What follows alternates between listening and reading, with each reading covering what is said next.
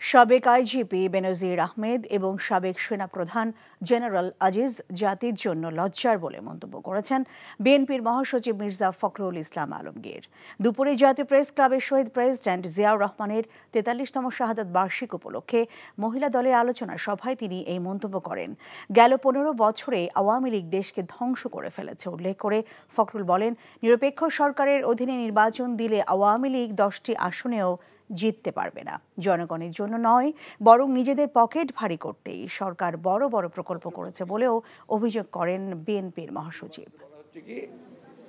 যে বেনজির নজিরবিহীন, মানুষের নজিরবিহীন দুর্নীতি, একই সঙ্গে সাবেক সেনাপ্রধান তাকেও স্যাংশন দিয়ে দিয়েছে। এখন সেনাবাহিনীর অবস্থা কি? একটা ইনস্টিটিউশন হিসাবে তার সম্মান ইজ্জত কোথায় থাকে যখন তার সাবেক সেনাপ্রধানকে স্যাংশন দেয়?